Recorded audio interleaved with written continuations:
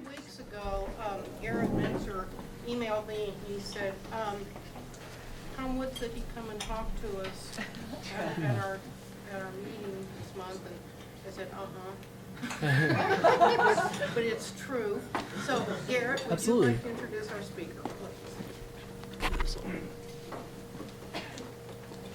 Like he said, it's amazing what happens when you ask sometimes. No, absolutely. Well, my name is Garrett Menzer. I regularly attend the LNAC meetings. I am a registered libertarian, and I invited just a few weeks ago Dr. Woods to come and attend this meeting and speak on some topics of basically topical discussion, any recent events that he would wish to discuss that he feels are pertinent to our group. A bit on Tom Woods, for those who don't know, though I'm sure everyone in the room does. He's a free market economist and senior fellow at the Ludwig von Mises Institute. He got his bachelor's degree in history from Harvard. He has a PhD and his master's from Columbia University. He's been featured on multitudes of news networks, including CNBC, Fox Business, and C-SPAN, to name a few. His writings can be found all over the internet. They can be found in multiple printed publications and periodicals. He also, as you can see right there, is a critically acclaimed author and has published 11 books, his most recent book being Rollback. So with that, sure, Tom Woods, please.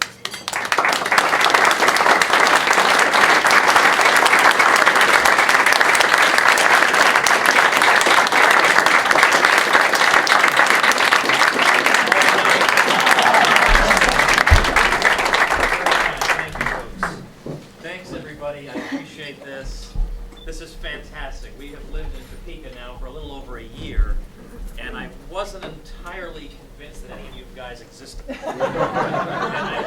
Please don't tell me you all drove from Lawrence. Like, I mean, there have to be some right? Yeah. Oh, we get some booze for the Topekans. Well, anyway, again, thank you so much. Coincidentally enough, Annie's was the place that we had lunch with our realtor when we were getting ready to move to Kansas. So here we are again. And when we got this wonderful house, we couldn't be happier. And then we move in, and there's no company that will provide us with high-speed internet out where we are. We're too remote. So we can't be serviced by any of the big companies. And my whole livelihood revolves around the internet. It never even occurred to me this would be an issue. Stupid, fertile, living business.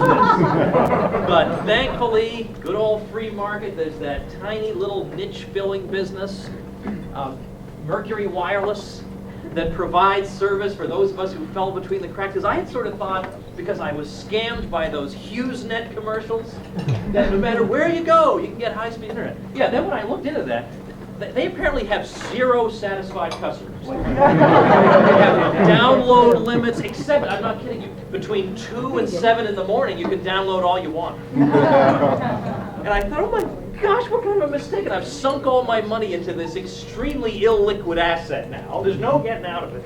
But thank goodness, turns out that it worked. But my first emotion arriving in Kansas was panic. And then as time went on, it was a kind of a despair that, wait a minute, am I the only me around here? Like, this can't be. And then I met Blake back here. So, all right, so there's like one guy and me. And then I met Mr. Kaiser. All right, so there's like 3 of us. Like, we could go out and get drunk together. And now to see this room, well, okay, that really makes me feel good. Now, I don't in any way want you to think this is any kind of disrespect for any of you. I couldn't be more thrilled to be here. But I thought to myself, maybe this time I won't prepare anything. I'll just see what happens. I'm just going to go there, open my mouth, and see what comes out. And some people say that sometimes that's your best event. When you're spontaneous and it's not all scripted and phony and all that. So this could either be the best thing ever, or so bad that we'll have to destroy the evidence. So time will have to tell. Well, I want to start off by pointing out that I first want to thank the Libertarians of NorthEast Kansas for letting me speak here. I'm really glad to have that chance. doing all this grunge work against the bad guys. We appreciate that very much. But today is the birthday of Ludwig von Mises, of course, one of the few groups in the where I don't even need to tell you who Mises was. One of the great economists ever. And he was born on this day in 1881. So he would have been 130. And he still would have been fighting the bad guys. 130, still would have been on top of his game. Beautiful thing about Mises is not just that he was a genius, right? I mean, that would be enough. It's not just that he wrote a whole lot. It's also the kind of life he lived. I mean, he was not just an example to us as a scholar, but an example as a human being. Because he realized that holding the positions he held was not going to win him any prizes in Nazi-dominated Europe. The last thing they wanted to hear was some Jewish guy talking about international social cooperation. This is not exactly the National Socialist philosophy, which is based on autarky and imperialism. And in fact, Mises, as the 1930s went on, found that ultimately this was becoming a less and less hospitable place for him. And he was in Switzerland teaching as the 30s wore on, and his papers and library were confiscated by the Nazis, and only decades later were they actually recovered by scholars. Mises and his wife in 1940 fled through the Iberian Peninsula, went to the United States. He was 59 years old at that time. He was basically empty-handed when he and his wife arrived in the U.S. And now he had to start his whole career over again in the United States, looking for a university position. Now, it is not fashionable in 1940, again, to be talking about the free market and freedom and all this and restraints on government. This is not the path to influence. But if the Nazis couldn't stop this guy, then a bunch of twerp professors in American universities weren't going to do it. So he stuck to his guns, even though he knew what this meant professionally. Right? It means professional ostracism. But he pursues it, and as the 1940s wear on, here he is in a foreign country. Now, he spoke some English, but it's not his first language, and he had some help from a guy named Henry Hazlitt, who helped him smooth out his prose as he wrote his books in the 40s. So he wrote a book in part on the phenomenon of National Socialism called Omnipotent Government in 1942. Then he wrote a book called Bureaucracy in 1944, and then his English language masterpiece, in a lifetime of masterpieces, Human Action, was published in 1949 by Yale University Press. So the guy just keeps on going, even though at that point he had every right to say, look, that's it, I'm done. I've done everything I can. I showed in 1920 why socialism can't work. 1922, I wrote a whole treatise on socialism. I explained what causes the business cycle.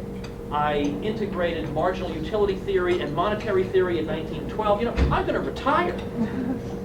The guy keeps on going. And he writes an almost like a 900-page book, Human Action, published by Yale. Yale is astonished. The thing turns out to be a bestseller. An academic bestseller. It's not selling like Tom Clancy. But there were enough people who wanted to read 900 pages about how social cooperation is possible in this world without central direction. How it's possible there's a ham sandwich on your plate even though there's no global ham sandwich production coordination board. People wanted to do this. And so Mises continued, and into the 50s he wrote another one of his masterpieces, Theory and History, and he just kept on going. Then he wrote about epistemological issues in economics, why economics is not like physics. You shouldn't try to make it into physics. And the interesting thing is, 1973, he dies. And toward the end of his life, he wrote his, what are called his notes and recollections. And did he rebuke himself for having been too uncompromising with academia, in sticking to his guns? No, to the contrary, he rebuked himself for being too soft. I should have been tougher, was Mises' rebuke to himself. Now, where did Mises finally wind up teaching? he gets an unpaid university post at NYU, and a group of businessmen through something called the William Volcker Fund privately funded his salary at a time when every half-baked Marxoid professor gets a chairmanship and a big bash to celebrate his arrival. Mises is laboring in obscurity, running his little seminar in NYU, surrounded by professors who think he is like some kind of troglodyte 19th century throwback. This funny old-fashioned little man who runs his little seminar. And yet today, Mises has had the last laugh, because who remembers the name of anybody who was teaching at NYU in the year 1960, right? Do we know anybody? Okay, we do know Bill Peterson. He was another free market guy. But other than that, nobody remembers those people, but they remember Mises. So that today, I mentioned it's his birthday, people clap. There aren't a lot of economists. You mention their birthdays. Or that now, today, you could talk about the Austrian theory of the business cycle. Like, how come the economy goes like this? And people kind of, now, again, it's a minority of people, but there are people who know what this is. Now, not many people know any business cycle theory at all. So, of the people who do, a surprising number know about and support the Austrian theory. One of the most extraordinary moments of my entire life. Some of you probably know this, but a few years ago, I got to, this is ridiculous, like ridiculous privilege that I in no way deserved. I spoke at this Rally for the Republic event that Ron Paul had in Minneapolis, which is one of the gutsiest things this guy's ever done. He refuses to endorse John McCain. They keep asking him, he keeps saying no. And I mean, he must be wanting to say, look, I'm Ron Paul, you know I'm not going to change my mind. Why do you keep asking me? So he has this event the same week as the Republican convention, like down the street. Like, that is so in your face. So I was supposed to talk about the Federal Reserve and war and the connection between those. So I just have, you know, for something like that, you have to kind of write it out. Like, you're not going to get up there and read it, but you kind of have to know what you're going to say, because this is like one of these unrepeatable moments in your life. So you kind of know as a speaker what your, what your laugh lines are, what your red meat sort of lines are, and what your just merely informative lines are. So one of my things was, by the way, isn't it interesting? People are talking about Austrian business cycle theory. The whole place, thousands of people erupt in cheers. This is incredible. Like, I've come home. I'm in a room full of the dorkiest people in the country. This day can't go on long enough, as far as I'm concerned. So this is an amazing time for us, for those of us who believe in these ideas. It's an amazing time to be alive. Because on the one hand, things seem to be getting so bad day by day. You think, oh my gosh, this is the worst time to be alive. But yet on the other hand, the good guys and previously excluded opinions are making such strides that you think, well, wait a minute, I don't know, something great is going on here too. And I don't know which one is going to outpace the other, but I do know that we're making more, we're seeing more successes and making more inroads into the public consciousness than any of us had a right to expect, even as recently as 5 years ago. And what's more, we live in a particularly exciting time, as my friend Jeff Tucker points out, for people who believe in ideas. Like, one of the things I say a lot is, you talk about somebody like Mitt Romney. Yeah, I know. See, that's an example of a line that I knew would elicit boos. But when you talk about Romney, you look at a guy like this and you see that his super PAC is raising like millions and millions of dollars from just 90 people. 90 people have raised $12 million, or contributed $12 million to Romney. And when you think about that, are they contributing that money because they share a deep conviction that this man's philosophical principles are so in line with my own that obviously they just want to jump onto the gravy train, right? I mean, nobody says, Mitt Romney, a thinker for the ages. In 2108, we'll be talking about this, right? So of course, when he raises that kind of money, we all know what that's for. People are all buying a share of old Mitt. But we believe in ideas. We don't believe in just getting on the gravy train. We want to derail the gravy train. So we actually believe in ideas. And this is a great time to be alive and believe in ideas. Because although it's true that ideas are immortal, on the other hand, books are not, because books go out of print, and if not enough libraries have them, it becomes impossible to find them. But now today we have YouTube, which, in my opinion, seems very unlikely is ever going away.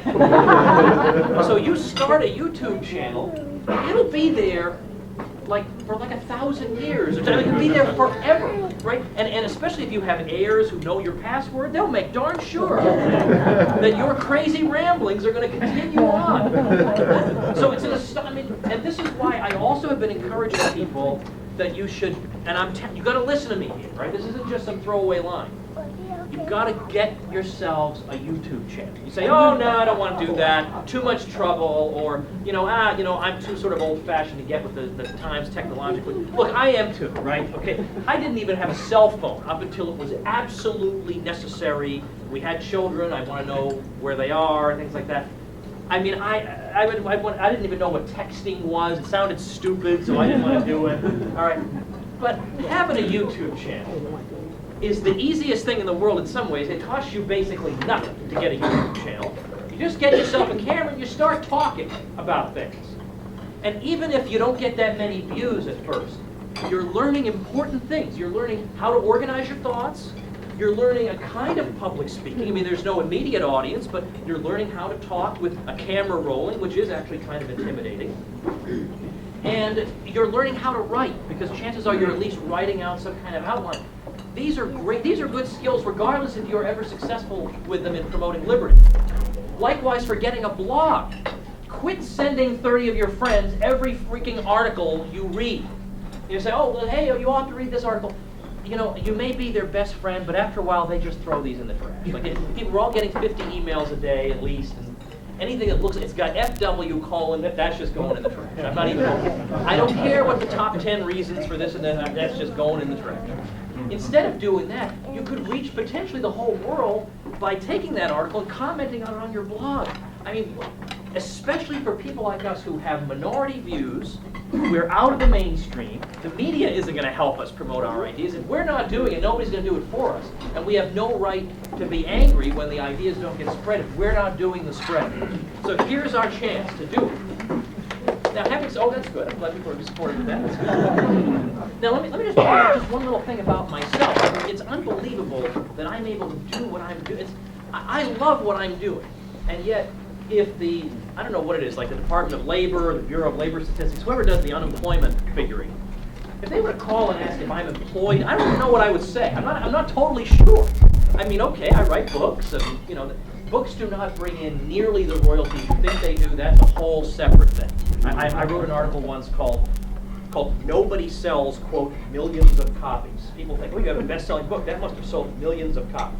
No, unless your name is Glenn Beck or Tom Clancy, it doesn't. You get by okay, you're reasonably comfortable, but you are not. I know people who write books. They write a book and they think they're going to retire and live off the royalties. And then they find out that most books don't even sell 2,000 copies. The vast majority don't even come near selling 2,000 copies. But all right, so I do that. I do some public speaking. I do some occasional writing. And yet somehow this all works. Like, the kids are fed and clothed, but yet how is this possible for a guy who is not towing the Republican or Democratic Party line? How is that possible, right? I mean, I'm not getting any help from the media. Okay, I've been able to get on TV sometimes, and I've been able to even get on some big radio shows sometimes, but that's not really what's done it.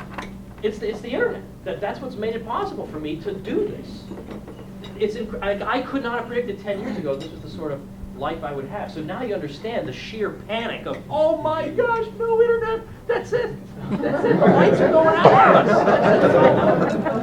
us. So it occurred to me in late 2008, so we got Fannie and Freddie going kaboom and all these problems, and I thought, you know what's going to happen. You know what the mainstream view is going to be. The mainstream view is going to be, well, the free market caused this collapse.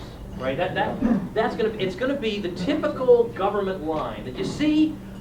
This is what happens when we let you people run amok without our supervision. You go and screw everything up, and now we got to come bail you people out. And I thought, if this is going to drive me, and I'm sure a lot of like-minded people, insane, if that becomes the conventional wisdom. So we have to at least jump in with some kind of alternative. And then when it comes time to talk about how do we get out of it, well, the mainstream won't even consider how we got in the first place. It'll be some vague thing about deregulation. And then you ask them for specifics. Name me a specific repealed regulation that would have prevented this crisis, and they say, hey, look over there, and they run away. And they just think the word deregulation sounds kind of scary. Scary, like there's no order to the economy. This is scary. So they think that's enough to sort of scare us. So usually what you would get is, well, you got two solutions if you want to get out of this. You either have to borrow a lot of money and spend it, or print a lot of money and spend it, and that would normally have consumed us in debate. Well, should we just print the money, or should we borrow it and we get back? You know what? As usual, there's an excluded position here. And that's what we libertarians represent. We are the excluded middle, right? We are the reasonable people.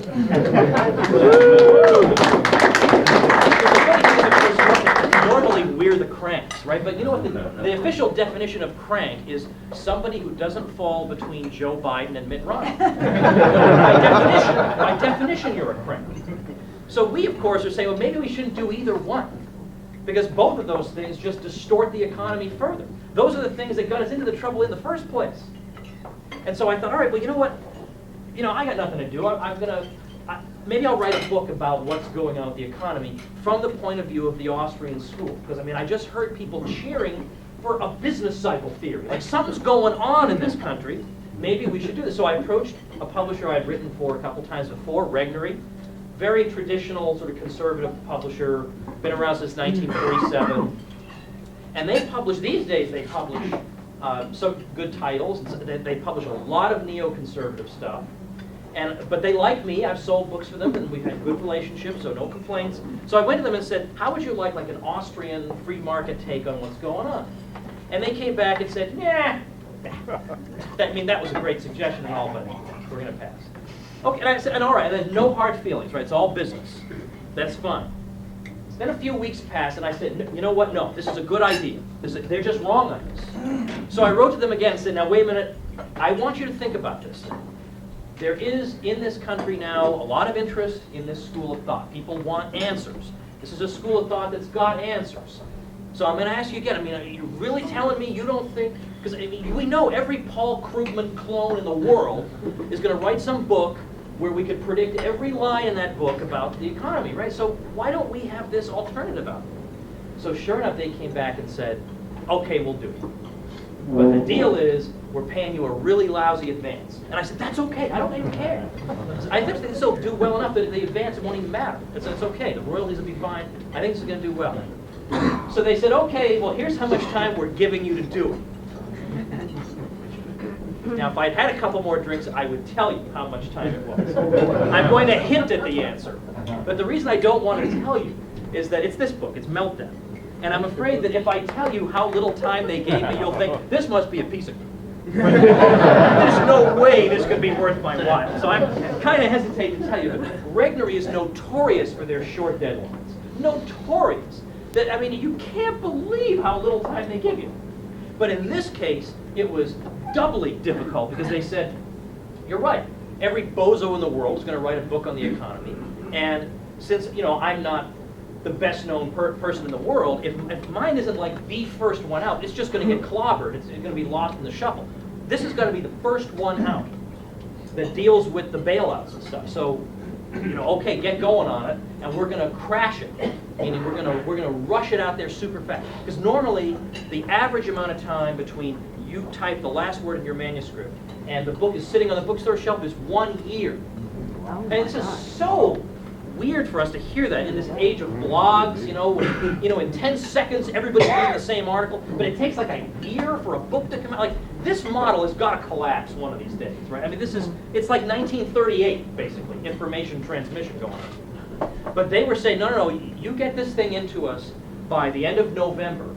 We'll have it on the shelf by the very beginning of February, which is just unheard of in publishing. We'll get the thing edited, we'll get it bound, we'll get the cover done, we'll do the distribution, we'll do the marketing, and they did. It was unbelievable. It was like, I almost felt like I finished the manuscript, and then that afternoon, I'm in the bookstore, and there it is. How did they? And sure enough, this was my second best-selling title.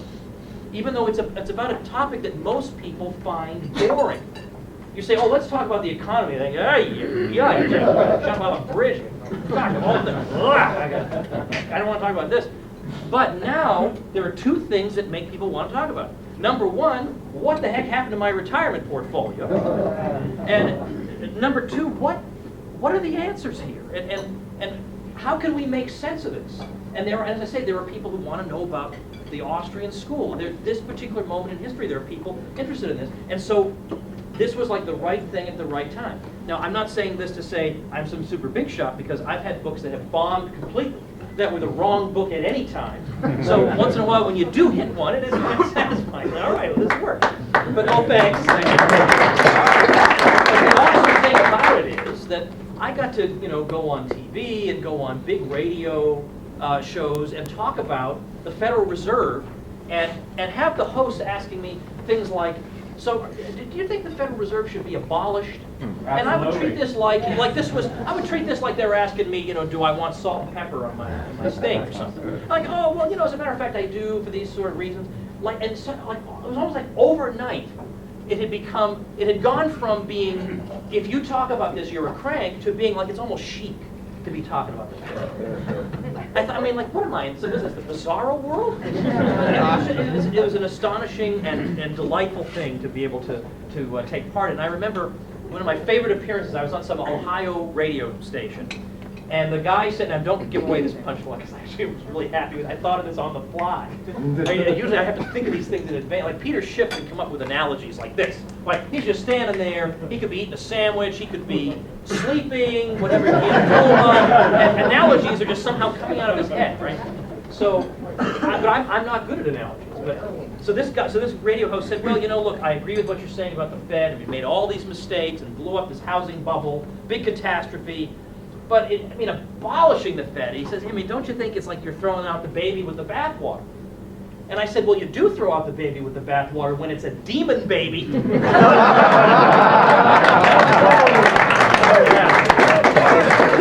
made a mental note of that one. By the way, that's one of the pitfalls of YouTube, though. The same pitfall that every stand-up comedian has. What, am I supposed to write a whole new act for every night because everybody's already seen it on YouTube? Come on. So I do have to recycle a few once in a while. You come up with a line like that, like once in a lifetime. I gotta keep using that. So this was a wonderful wonderful thing for me. But I think the reason, though, that we come up against so much resistance a lot of times is that people are starting off from a starting point that's so far from where we are now. We're basically saying a free society can more or less function and arrange its own affairs, right? It can direct itself in the same way that the classic Leonard Read essay, I, Pencil, shows how a pencil can be assembled even though nobody knows all the different things that are necessary. Nobody knows how to produce rubber, all the necessary information, and also knows about wood production and knows how to build an airplane to transport all the stuff from various continents. Nobody knows all this, and yet it happens. Well, there's an analog for that for all of society. It can direct itself. And this is kind of scary for people, because people, I think, feel comfortable with the idea, some guy's in charge. And then I can feel, oh, good, some guy's in charge. But what if the guy's a lunatic, number one? But secondly, what if you put him in charge of something so vast that only a lunatic would want to be put in charge of it in the first place? Now, incidentally, I don't know if any of you got to see this fantastic video a couple months ago of a guy who tried to build a toaster from scratch. Yeah, I saw that. Isn't that unbelievable? From scratch. So he's going to, now he had to cheat on a couple of things. Basically, he had to leave the country several times. He's making the copper wiring, whatever. He's putting the whole toaster together. It took him 9 months to make a toaster that cost you like $7 at the store, right? He's investing, who knows what the opportunity cost of this guy's labor is, going into producing a toaster, which is normally produced through the International Division of Labor. But no, we're not going to do that. And normally it occurs through the free price system, coordinating production, spontaneously. He's going to do it all himself. He finally produced it after 9 months of labor, he plugs it in, and it works for 10 seconds, then it melts down.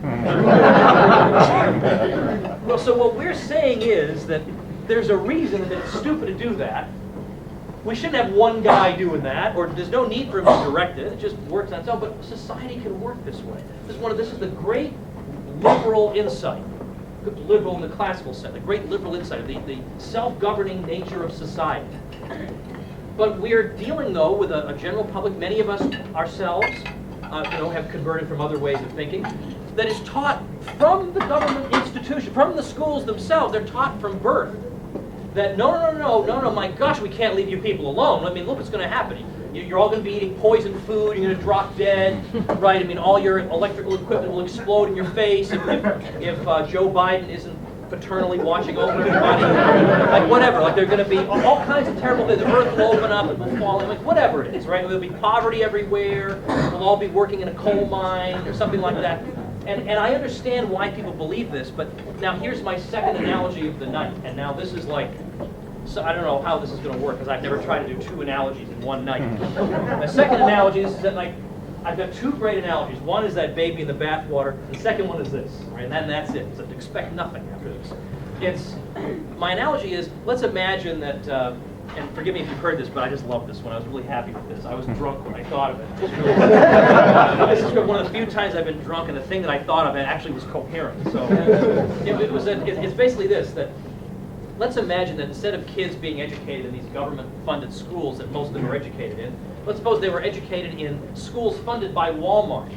And so they go into their Walmart classroom every morning, and up on the wall, what do they see looking down on them but all the Walmart CEOs over the years, right? And then they're taught to sing songs to the Walmart CEOs, and how great they are. And they wave incense in front of them. They do little dances for the Walmart CEOs. And once a year, they have a special day. It's called Walmart CEOs Day, where they stay home from school, they meditate upon the greatness and the indispensability of the Walmart CEOs. Now, if that were happening, I think our sort of BS meter would be going up. Right? Like we would be saying, there's something wrong with this, right? This is just creepy. The kids are treating these images on the wall like this. Like, however good the Walmart CEOs may have been, I don't think they are responsible for all the advances of civilization. Like, that's what we would be saying. However, as soon as those kids are in a classroom where it's U.S. presidents up on the wall, well, they go through the whole thing. Oh my gosh, where would we be without this president? Oh, they're all so great. Where would we be? And it's President's Day. We're going to stay home and meditate about Millard Fillmore and where would we be without him? I mean, like, so again, I understand why people think this. Because from the time we're little kids, we're basically taught that this is a paternal custodianship over us. These aren't people who are looking to expropriate us or take advantage of us or enslave. No, they just have our best interests at heart. That's what we all got. And what I'm trying to convey, and what we here are trying to convey, is that it's much more interesting than that. Life is always more interesting than the comic book government rendition. Right? It's much more, because it turns out that the state itself has interests of its own. It actually is more interested in perpetuating itself than it is in bringing about our common good. That's an essential insight. And then the idea that, oh, well, where would we be?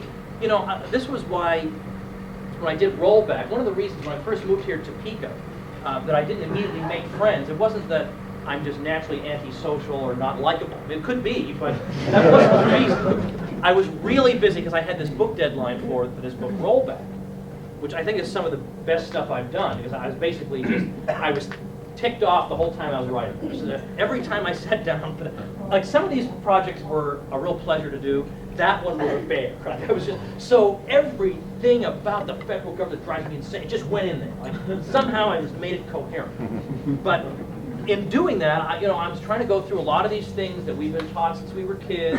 Well, doesn't the Industrial Revolution show that without the government everybody dies or has to earn 10 cents a day, and all these sorts of things? I want to take them on because my view is we're not ever going to have any success cutting the federal budget until you cut out the propaganda that's drilled into kids' heads that tells them without this big government budget we'd all be working in a mine somewhere. Like that's what you have to go after, is the mentality. And so in there are some more trivial examples, but I'm talking about like the regulatory apparatus. And you think about OSHA, which is supposed to watch over workplace safety. And it turns out that, you know, the OSHA bureaucrats show up at a firm and they don't even know, like, they're in like a paper factory. And they don't know anything about a paper factory. They don't even know, like I quote in there somebody who works in a paper factory and said, look, these OSHA people come and they walk right under stuff that, if it ever malfunctioned, would kill all of us. It doesn't even occur to them to look at that. They're saying, hey, you got to sweep over here in the corner. You got a little buildup of dust or something. Like, I mean, like, what? Like, they're looking for crazy loopholes or whatever. There's things that we've missed that are just trivial and have no significance whatsoever, but things that actually would endanger us, they don't even know about. He says, so I actually have to give them a seminar about what they're supposed to be looking for. So, but what the government will say is, well, look at it, it's great. We had OSHA, and then look, workplace fatalities and injuries. Look at they were falling after OSHA. What they don't tell you is that they were already falling, even faster before you had OSHA. Because that's not even there. Or I was talking about the National Highway Traffic Safety Administration. Like whatever these things, I don't know. They put up signs that say, "Hey, be careful on the highways." And like I don't even know what they do. And they were started like in the 1960s. And then after that, every year, highway fatalities decreased at a rate of 3.5% a year. And so they say, aha, you see, where would you boobs be if we weren't watching over you on the government roads and so on? But it turns out that in the years leading up to, the decades leading up to this thing, do you know the rate at which traffic fatalities were declining? 3.5% a year. Now, it could be that just at the very moment they created that thing, we were on the verge of a huge explosion in fatalities, and they nipped it in the bud just in time. But I mean, I'm a little skeptical. So what I'm going to do is I want to just wrap things up by basically saying that, you know, as I said in the beginning, we are living in an extraordinary time because we are cracking through being able to say things that weren't sayable before. That now suddenly it's sayable that the income tax should be repealed and not just slightly modified or have some tax reform. Tax reform is always and everywhere a Washington, D.C. shell game. It is you don't want tax reform. You want fewer taxes. I don't care that you shuffle the taxes around. You want tax repeal, right? So now that's become sayable. So it used to be that we were stuck with, you know, listening to the Wall Street Journal saying, well, the top marginal rate should be 23%. The New York Times saying, no, it should be 40. Well, all right, well, that's a wider range of things than we're normally allowed to have. But now we've got some people saying, well, maybe it ought to be 0. Or we've got people saying, maybe there's a third choice. Instead of, do we starve that country to death or do we bomb them to smithereens? Suddenly there's another possibility, you know? So all these things, we are cracking through. Or again, with the Federal Reserve, should the Fed print up this much money or that much money? How about, should there be a Fed? Should there be monetary policy per se? Suddenly these questions are being asked, and not just by you and me, not just by people on the street, but now there are people who get on TV who are willing to say things that before only you and I were willing to say. And they suddenly realize, hey, I actually get an audience for saying this, maybe I'll say it some more. Like, it's actually to the point where the crummiest of the crummy politicians think it's in their interest to condemn the Fed. These are unusual times. And so this is why we shouldn't miss this opportunity. And we should be guided in our devotion to this cause and the energy that we apply to it by the great counsel that Mises himself gave us when he said that everyone carries a part of society on his shoulders. This is a burden that all of us carry together. That no one is exempt from carrying the burden of society. And he says that, and nobody can find a safe way out for himself when society is sweeping toward destruction. And he said, therefore, it is in all of our interests to throw ourselves into the intellectual battle, into this great titanic struggle in which our age has placed us. That's our challenge, ladies and gentlemen. Thank you very much.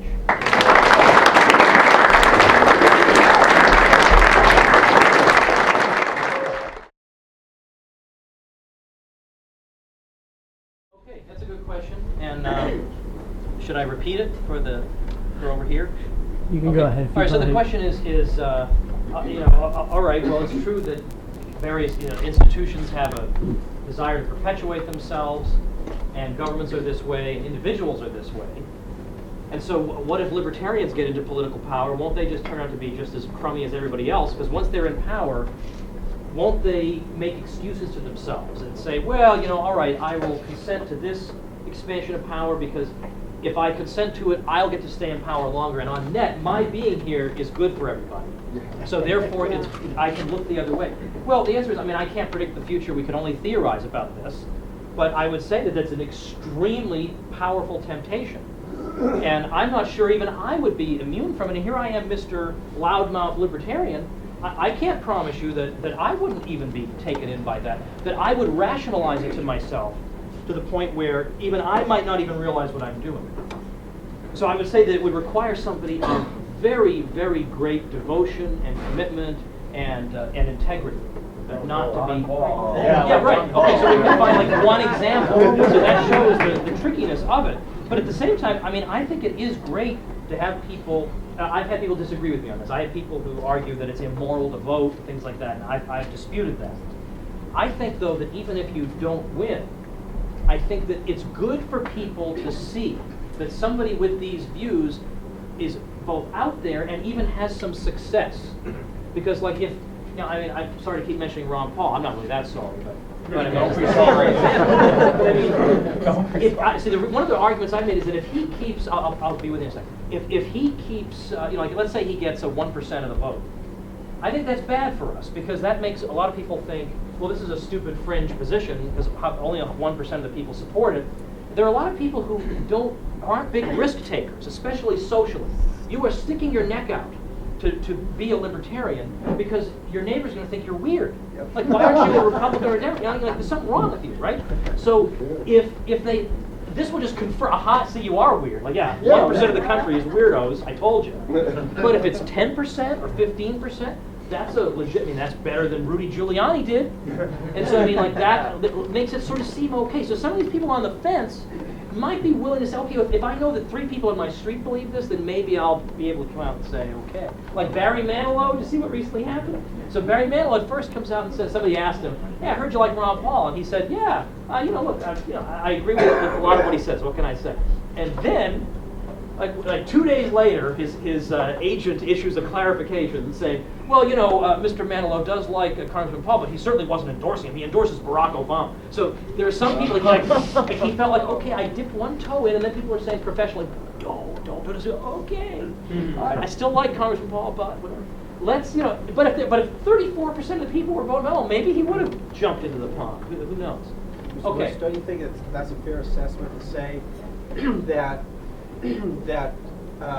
what the gentleman said is that we know that every 2 steps we take forward, we're going to lose one, but that's still progress. And I know that when Stacey Davis and I ran for governor last year, our goal was 5% to achieve major party status, and we got 2.9%, but we doubled what happened in the prior 4 years. Right. So, you know, little progress still gets you going there. Yeah, I think that's right. This gentleman had a hand up, so let me go to him and then we'll go on. The last couple of weeks there have been protests on Wall Street, the Occupy Wall Street protests. Right, yeah. And a lot of what they're protesting about is the intertwinement, the formation of a corporate state where you have corporations that are totally intertwined with the state, using state power to accomplish their goals, right, and to fatten their pocketbooks. Where do you stand on the Occupy Wall Street protest? Well, I haven't followed it very closely, mainly because I have been working on my wife can attest to this. I've been working feverishly on a big project, the deadline for which is, my self-imposed deadline is the end of next week. If this project isn't done soon, I'm going to commit an atrocity. So I've been a little bit out of the news. So even sometimes I've even had radio people call up and say, "Hey, can you come on and talk about such and such?" And I've actually had to say no because I haven't been able to follow the news. I have no idea what's going on. Like you know, a planet could have crashed into the sun, and I wouldn't know about it.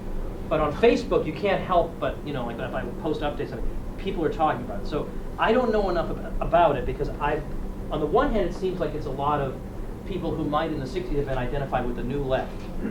But on the other hand, some people are saying, no, there is a libertarian contingent there too. Well, whether there is or there isn't, they are touching on an important point. And to me, it's about time that the left at least realized this one point, because for the most part, they've just gone along with Obama. And yet Obama got more Goldman Sachs donations than all Republicans running at all levels for all offices put together in 2009. There's your hope and change guy? I mean, is this a... And you know what I actually saw the other day, and I posted this on my website? The Communist Party USA has endorsed Obama. So Goldman Sachs is fine even with the commies. Like even the commies are sellouts. Like you can't even rely on the commies anymore. You know, the hammer and sickle. Like at that point, you might as well just go with it, right? I mean, like you've already got a crushing symbol that's never going to make you any friends. You might as well be leftists, and even they are corrupted. So to me, it's at least good that people see this. But on the other hand, what I suspect is, not having looked at it closely, they're kind of confused. And they're not exactly sure what they want. They're kind of the counterpart of the Tea Party. Tea Partiers are sure they want to cut a lot of spending. But when you ask for specifics, it's very hard to pin them down. Same thing with these people. I mean, they know that this system is wrong, but at the same time, they feel like capitalism is bad. And people like Michael Moore help to confuse the issue by calling this system capitalist.